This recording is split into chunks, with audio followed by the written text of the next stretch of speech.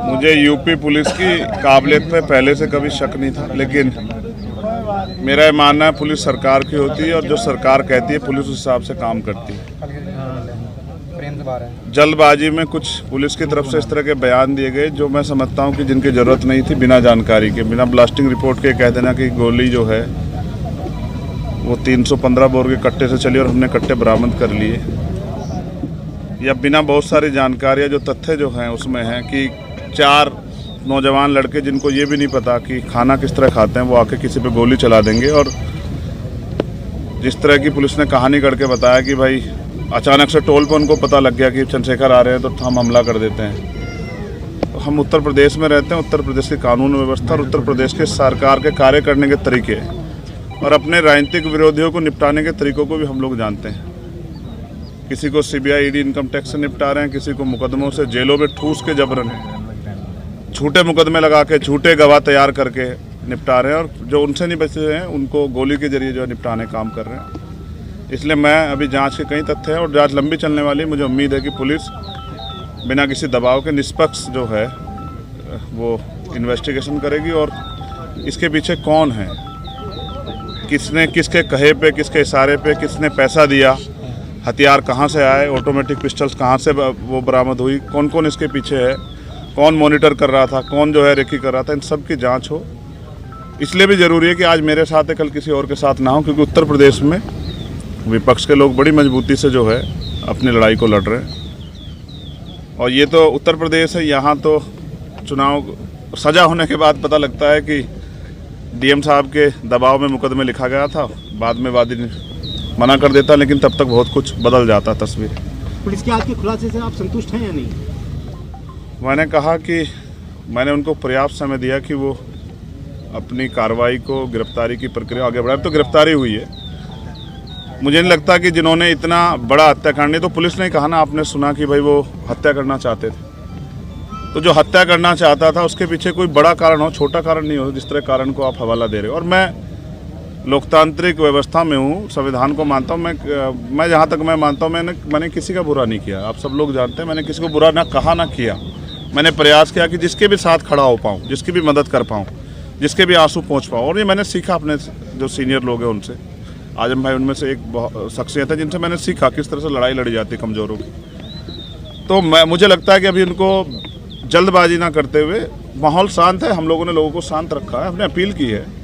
उस समय ईद का त्यौहार था, हमारे कंधों पर जिम्मेदारी थी, हमने लोगों से अपील की, लोगों ने हमारी बात को माना। तो वो जल्दबाजी ना करें, बिना ब्लास्टिंग रिपोर्ट के कह देना कि गोली कौन सी, हमें पता है गोली कौन सी है। तो जल्दबाजी ना करें, सारे जो जितने भी जो तथ्य हैं, जितने भी जो दिशाएं, उन पर सब पे काम करें। क्योंकि जहाँ तक हम जानते हैं कि हो सकता है किसने पैसा दे के कराया हो, क्योंकि वो तो नौजवान बच्चे, उनको इतनी जानकारी नहीं है, उनको ये भी एहसास नहीं था कि ये करने के बाद क्या होगा। तो इसलिए इससे बहुत बड़ा नुकसान हो सकता था प्रदेश स्तर पे भी और देश स्तर पे भी। इसलिए मैं प्रयास करूंगा कि सरकार के दबाव में जल्दबाजी ना करें और जिम्मेदारी से जांच को आगे बढ़ाएं और सभी तथ्यों पर जांच करें। और मुझे अभी भी पुलिस के कुछ अच्छे अधिकारी हैं, उनकी कार्यशैली भरोसा है कि वो सरकार के दबाव में काम नहीं करेंगे। और उम्मीद है कि फेयर जाँच होगी और ये पता लगेगा इसके पीछे कौन है। कल की जो आप लोगों की घोषित पंचायत है उसके बारे में अभी मैंने लीडर्स को बुलाया है, सब लोगों को, और मैं चाहता हूं कि पुलिस को पर्याप्त समय मिले जिससे कि आसानी से वो अपने कार्य को आगे बढ़ा पाएँ। ये ना हो कि हम इसमें फंसे रहे, इसलिए हमने कार्रवाई को में ढिलाई बरत दी। तो आज शाम तक उसकी स्थिति 6 बजे, 6-6:30 बजे क्लियर हो जाएगी। और मेरा प्रयास रहेगा कि मैं उनको समझाने में कामयाब हो जाऊँ कि क्योंकि कावड़ का समय आ रहा है और मोह अच्छा नहीं है, नुकसान हो सकता है। मैं कोशिश करूंगा कि किसी भी तरह का जुटान ना हो। देखिए, जब आप पे हमला हुआ तो आपने ये कहा था कि हमारे सहयोगियों ने, साथियों ने उन लोगों को पहचान लिया था। तो जिस प्रकार उनके आज जो आपने देखा प्रेस वार्ता हुई, तो क्या लगता है वही व्यक्ति थे? नहीं, दिखाए नहीं। आपने देखा क्या दिखाए? आपने देखा हो तो मीडिया के लोगों ने बताओ। फोटो भी वायरल हो चुके हैं, आपने देखा हो? नहीं, पुलिस की कार्यशैली ऐसी, फोटो किसी का दिखाते हैं, जाता कोई है, हथियार कोई होता है, लगाया कोई जाता है, पकड़ते कहीं से हैं, दिखाते कहीं से हैं। तो इतने कम समय में कट्टे से तो फायर नहीं हो सकती लगातार, और फायर 6-7 हुई है, 3 नहीं हुई है। तो मैं कह रहा हूँ ना, अभी जांच कर लें, जल्दबाजी ना करें। मैं समझता हूँ उनके कंधों पे जिम्मेदारी है, उनको सरकार को जवाब देना है, लेकिन सरकार भी ध्यान रखे कि इस तरह का माहौल ना बनाए कि लोगों में भय का। आप कानून व्यवस्था तो अच्छी कर नहीं पा रहे हो, इस तरह की बेवकूफ़ी की बातें करने से कोई फ़ायदा नहीं। तो मुझे उम्मीद है कि पुलिस जाँच के इसको सही ओर ले जाएगी और जांच को भटकाने का काम नहीं करेगी। मुख्यमंत्री ब्रजेश पाठक कह रहे हैं कि चंद्रशेखर तो मेरे भाई की तरह है और हम उनको सुरक्षा मुहैया कराएंगे। अब से पहले वो जिस पार्टी में रहे, हमने उस दल में काम किया, तो मेरे ऐसा नहीं, राजनीति में किसी बुरे संबंध नहीं होते हैं। तो मैं तो मुख्यमंत्री को बुरा नहीं कह रहा हूँ। वो अलग बात है कि उनके बहुत सारे कार्य ऐसे हैं जो जन विरोधी है, उनकी भाषा ऐसी है जिसको लोकतंत्र में कोई जगह नहीं दी जा सकती। लेकिन फिर भी मैं कहता हूँ कि ठीक है, उनको अपनी सरकार, जनता ने बहुमत दिया, चलाएं। और किसको सुरक्षा नहीं देनी है, किसको देनी है, तो सरकार को तय करना है। मगर अब तो पुलिस सुरक्षा में हत्या हो रही है। अपने अतीक और अशरफ भाई की हत्या के बारे में देखा किस तरह से हुई। पुलिस ने डिफाइन कर दिया, जस्टिफाई किया कि अपराधी थे, माफिया थे, लेकिन वो मेंबर ऑफ पार्लियामेंट भी रहे थे। फिर संजीव जीवा की हत्या, चलो उनको भी आप कर दोगे जस्टिफाई। अब चंद्रशेखर को कैसे जस्टिफाई करोगे? पिकेट 20 मीटर पे पिकेट है, पुलिस खड़ी है, और क्या इंटेलिजेंस है? अब इतने हमारे सामान्य नेता हैं, रास्ते में इनके साथ कोई हादसा हो जाए, कौन जिम्मेदारी लेगा?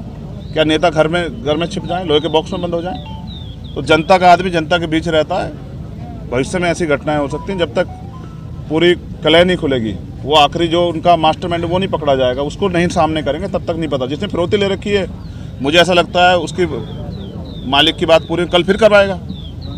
तो मैं हर खतरे के लिए तैयार हूँ, लेकिन मैं भी जनता के बीच जैसे रुकूंगा नहीं, मैं जाऊँगा जनता। पुलिस कह रही है कि जो मोटो था इनका गोली चलाने का, वो ये था कि चंद्रशेखर जो देश के अंदर अपने बयान दे रहे हैं, हम उनसे आहत थे और हम लोगों को बड़ी तकलीफ हुई।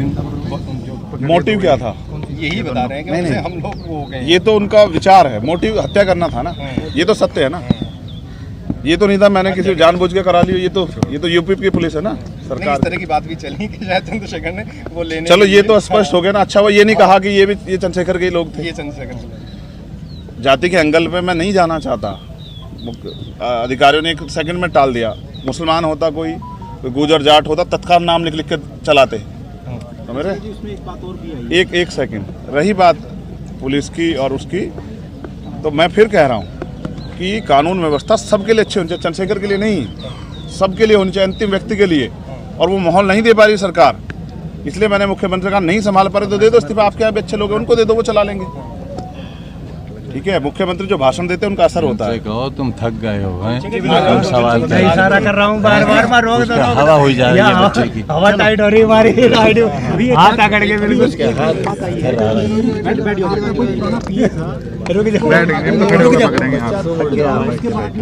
पैर सीधा कर लो, पैर सीधा कर लो भाई मेरे।